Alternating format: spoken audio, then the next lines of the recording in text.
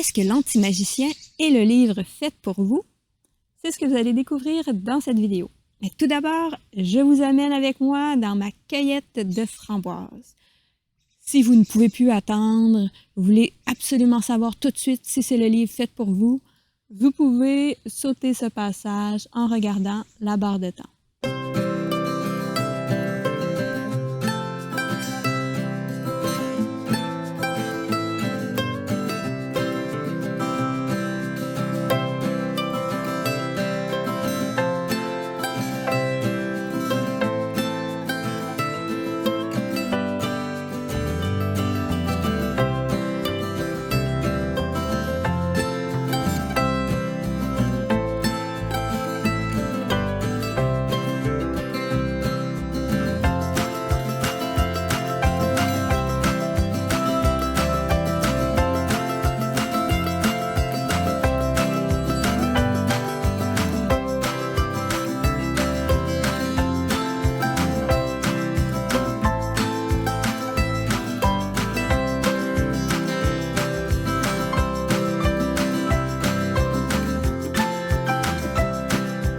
Bonjour, mon nom est Isabelle, bienvenue sur ma chaîne. Dans cette vidéo, je vous donne mon avis lecture sur L'Anti-magicien par Sébastien Decastel, un auteur canadien. Il s'agit d'un roman fantasy jeunesse paru en 2020. On va suivre Kellen, qui va bientôt avoir 16 ans, l'âge où les initiés passent diverses épreuves pour savoir si on a la quantité nécessaire de magie pour obtenir le nom de mage. Être un mage, c'est le souhait le plus cher de Kellen. Sauf que sa magie commence à décliner jusqu'à disparaître. Il va donc utiliser la ruse pour la première épreuve, ce qui va entraîner une rencontre et un paquet de problèmes. Tandis qu'il tente désespérément de récupérer sa magie, plusieurs événements vont se passer en trame de fond, dont une campagne électorale qui n'est pas tout à fait démocratique pour remplacer le défunt prince du clan, une attaque d'étrangers masqués et un enlèvement. On va savoir comment Kellen va faire pour déjouer ses machinations tout en restant la personne qu'il veut être. Il va être question de trahison, secret, découverte de soi. L'univers est riche et chaque élément est important à l'histoire, donc suivez. Il y a les mages qui sont nommés les Jantep et les non-mages dits les Cha-Tep. Les non-mages sont les serviteurs des mages, ils sont traités comme des inférieurs. Ce qui est intéressant, c'est que dans une même famille, il peut autant avoir des mages que des non-mages. L'oncle de Kellen est un non-mage et ça donne des situations assez étranges. Comme Furia va dire « Et ton oncle est ton serviteur ». Kellen va répondre « Mon père le traite comme un membre de la famille ». Ce qui est amusant, c'est que Kellen trouve ça honorable que son père traite un membre de sa famille comme un membre de sa famille. Les différents types de magie sont activés par des bandes tatouées sur les bras. Donc, par exemple, si on veut utiliser la magie de fer, on active la bande de fer qui va s'illuminer et on va avoir accès à tous les sorts de la magie de fer. La magie est importante pour le peuple de Kellen parce qu'ils se sentent menacés par divers ennemis. Je vais lire le nom des ennemis parce que j'ai déjà discuté avec les noms et vous allez voir, c'est pas commun comme nom. Les Daromans, les Bérabesques et les Madek. On va en apprendre plus sur eux à travers les connaissances de Kellen qu'il a reçues de sa famille et de ses cours pour devenir mage. Notre protagoniste est Kellen de la maisonnée de Kay. Il est têtu et orgueilleux.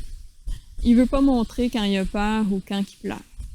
Il est prêt à utiliser la ruse pour récupérer ses pouvoirs parce que son peuple lui a montré que la chose la plus importante, c'est d'être mage si tu ne veux pas terminer serviteur.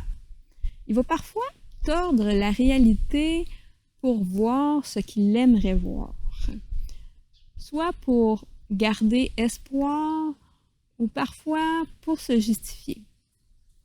Mais même si il veut garder espoir, il est assez intelligent pour être réaliste et passer à un plan B quand nécessaire. On va voir ces changements tout au long de l'histoire, donc le changement de perception de ce qui l'entoure, le changement de ce qu'il veut être et le changement de ce qu'il valorise.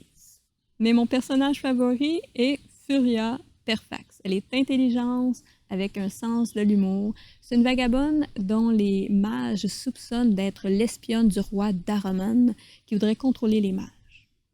D'après ses répliques, on comprend qu'elle apprécie pas trop la magie, elle n'en fait pas elle-même.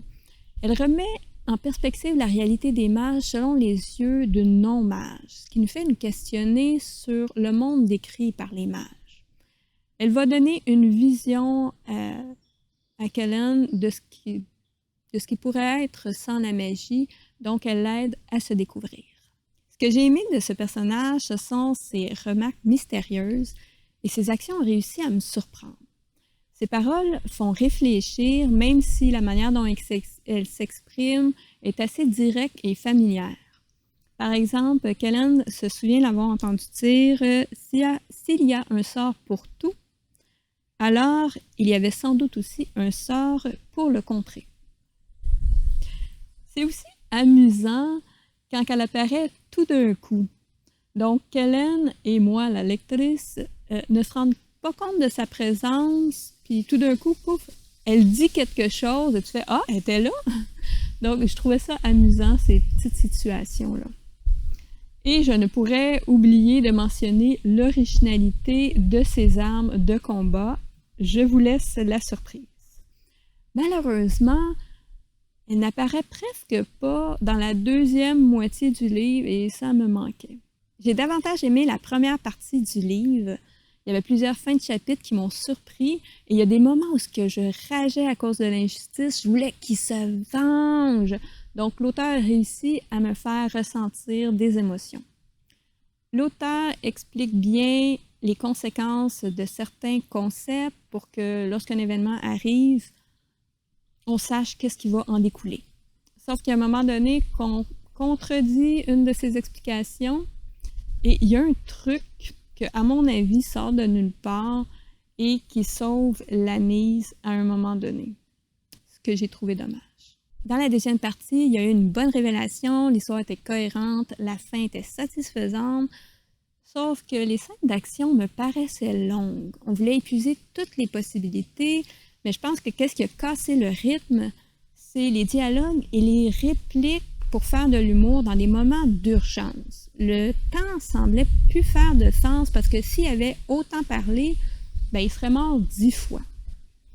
Un personnage va apparaître dans la deuxième moitié du livre et il me rappelait que j'étais dans un roman jeunesse.